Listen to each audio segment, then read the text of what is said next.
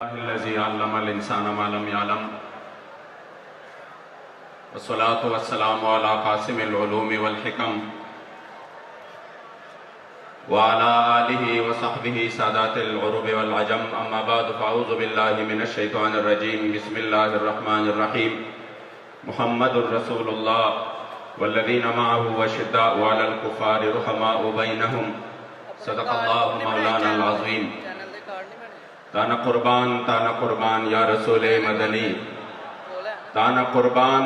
قربان یا رسول مدنی تما شقید سبحان یا رسول مدنی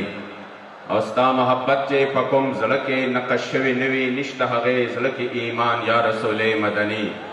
او کہ ہزار زل ایمان روڑی خوبستال عشقا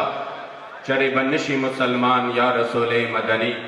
اوستا پا کمال جمال کرم سوال چے رب رضا شی زمان محمد امین استانات خوان یا رسول مدنی اور ہم سوئے حشر چلیں گے شاہ ابرار کے ساتھ قافلہ ہوگا روا قافلہ سالار کے ساتھ یہ تو طیبہ کی محبت کا اثر ہے ورنہ کون روتا ہے لپٹ کر در و دیوار کے ساتھ اور اے مظہر ہم بھی سنیں گے کوئی نعتِ رنگی گر ملاقات ہوئی شاعر دربار کے ساتھ قبلہ امیر المجاہدین فنا فی خاتم النبیین قبلہ بابا جان رحمت اللہ تعالیٰ علیہ ونور اللہ مرقدہ الشریف آپ فرمایا کرتے تھے کہ میں ملک شام گیا تو شام میں حضرت سیدنا خالد بن ولید رضی اللہ تعالیٰ عنہ کی مزار پر انوار پہ گیا تو آپ کی مزار پر انوار پر آپ کا آخری قول مبارک لکھا تھا اور وہ تاریخی قول مبارک یہ تھا لقیت کذا و کذا زحفن فما فی جسدی شبر الا وفیہ دربت بسیف او طعنۃ برمح او رمیۃ بسہم کہ میں فلاں معرکے میں شریک رہا کوئی ایک بھی معرکہ ایسا نہیں ہوا جہاں پر میں شریک نہیں رہا اور میرے جو جسم پر سرتا پا تیروں کے نیزوں کے اور اس طرح تلواروں کے زخم آئے کہ کوئی بھی میرا جسم میں ایک بالش جگہ بھی نہیں بچی مگر جب آپ کو یعنی آپ کا آخری وقت تھا تو وصال کے وقت آپ نے ایک تاریخی جملہ ارشاد فرمایا اور وہ یہ تھا کہ میں نے اس موت کو میدان کارزات میں اور میدان جہاد میں بہت زیادہ ڈھونڈا لیکن مجھے ادھر نہیں ملا لیکن آج مجھے جب یہاں پر اپنے بستر پہ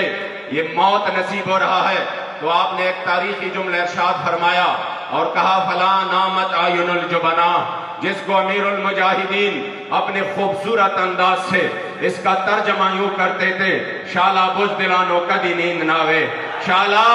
بزدلانو کدی نیند ناوے موت نے تو آنا ہے ہر صورت میں آنا ہے وہ چاہے آپ اپنے بستر پر ہو یا چاہے میدان جہاد میں ہو موت تو B P high blood pressure سے بھی آتا ہے موت تو بندے کو ایکسیڈنٹ کی وجہ سے بھی آتا ہے موت تو شوگر کی وجہ سے بھی آتا ہے موت تو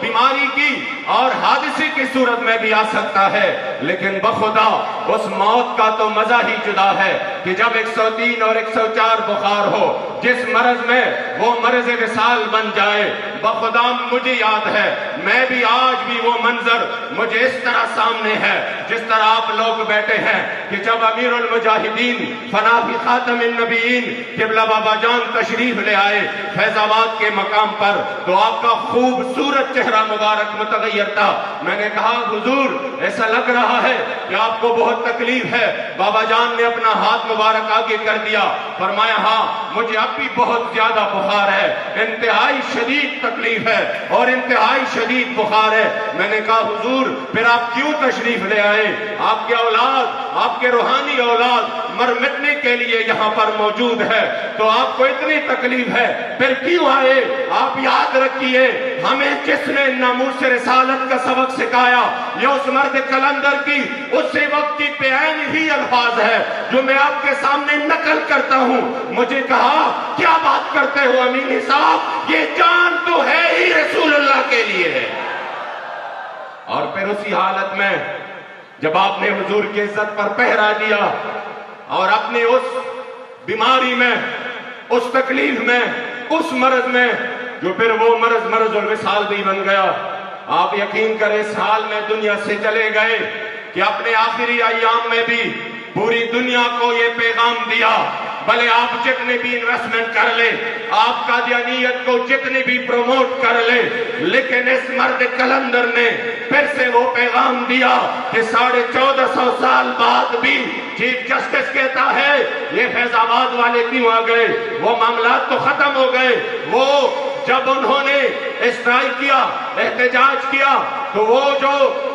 ختم نبوت حلف نامے میں ترمیم ہوئی تھی وہ تو ختم ہو گئی، پھر کیوں آئے؟ میں نے کہا واہ واہ، اتنے بڑے عہدے پہ بیٹھ کر تمہیں یہ بھی نہیں معلوم کہ جب چور چوری کرتا ہے اور جب ریکوری ہو جاتی ہے تو پھر قوم نے یہ نہیں جاننا کہ چور کون ہے۔ یہاں پر تو ختم نبوت پر تاریخ کے سب سے بڑا ڈاکہ ڈالا گیا تھا۔ بابا جی فرما رہے تھے چور کون ہے، تاکہ ہم قوم کو دکھائیں کہ انہوں نے ختم نبوت پر حملہ کیا۔ یقین کرے 1450 سال بعد بھی پورے عالم کفر کو اور اس کے گماشتوں کو بتایا کہ آج بھی 1450 سال بعد پاکستان میں تحریک لبیک اور بابا جی کی صورت میں حضور کے وہ غلام ہیں جو حضور کے ختم نبوت کے لیے آج بھی تن منت کی قربانی دے رہے ہیں۔ لبیک یا رسول اللہ، لبیک لبیک لبیک یا رسول اللہ، لبیک لبیک لبیک یا مختصر ہے،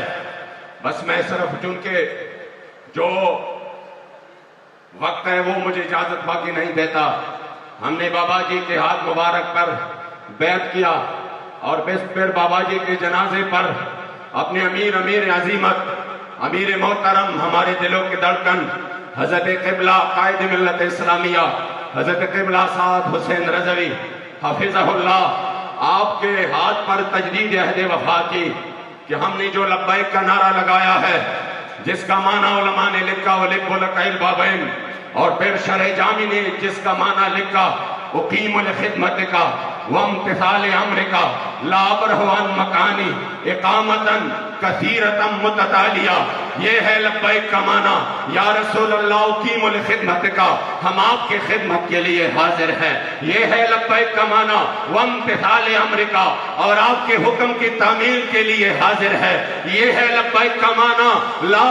ابرح عن مکانی، بلکہ دنیا ادھر سے ادھر ہو جائے اور پوری ریاستی طاقتیں اپنے ظلم و جبر پر اتر آئے، جیلیں بھر جائیں، گولیاں اور شیل کھائیں، لا ابرح عن مکانی، لبیک کا معنی ہے میں اپنے موقف سے ایک انچ بھی پیچھے نہیں ہٹوں گا۔ لا ابرح عن مکانی اقامتاً کثیرتاً متتالیہ، ہم بھی کھڑے رہیں گے، ہماری اولاد بھی کھڑے رہے گی اور ہماری نسلیں بھی اس مشن کے لیے میدان میں رہیں گی۔